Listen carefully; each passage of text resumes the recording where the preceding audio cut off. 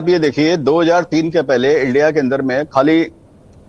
खैर उस समय बड़ा मार्केट भी बड़ा मैनिपुलेटेड था, लेकिन जनरली मैंने देखा है कि जब भी कोई बुल मार्केट आता था तो एक या दो सेक्टर उसको पार्टिसिपेट करता था। हाँ जी। ठीक है, कभी वो टेक्सटाइल किया या कभी ऑटोमोबाइल किया या कभी केमिकल किया, ऐसे वैसे चलते रहता, तो मार्केट भी बहुत छोटा था।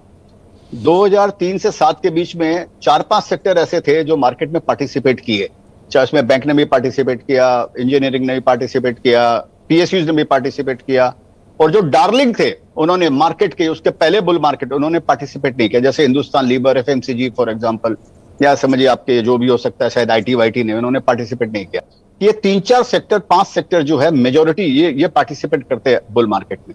अभी भी मेरे को लगता है कि आगे भी जो मार्केट आने वाला है, इस मार्केट के अंदर में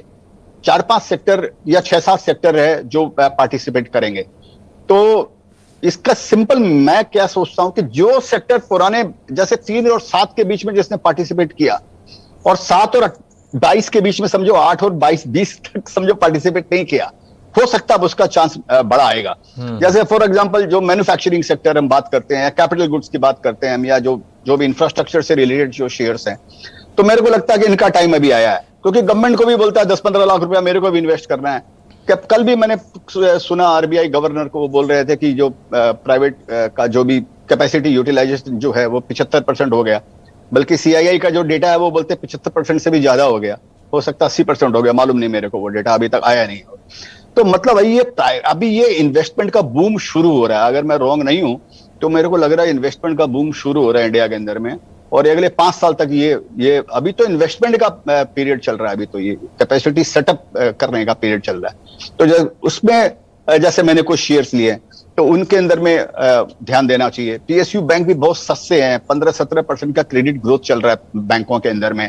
और अगर ये केपेक्स का बूम आता है और ये, तो ऑफकोर्स क्रेडिट की डिमांड भी आएगी। $2200 की इकोनॉमी है अभी, जो गवर्नमेंट बात कर रही है कि हाँ 5 साल में हम $3000 हो जाएंगे, या जो भी हो जाएंगे, ये यहाँ से निकलने के बाद में एक बड़ा बूम रिटेल में, माने बड़ा बूम आता है, कंजम्पशन के अंदर में बड़ा बूम आता है। मेरे को लगता है ये चतुर्मुखी विकास इंडिया का होने वाला है, और उसके अंदर में ये है कि कई सेक्टर उसके अंदर में अच्छे करने वाले हैं। आपको ये देखना है कि आप किसमें कंफर्टेबल है, ठीक है, कि कौन जिस गाड़ी में बैठ के आपको कंफर्ट महसूस होता है, उस गाड़ी में आपको काम करना चाहिए। बाकी अपॉर्चुनिटी बहुत मिलने वाली है।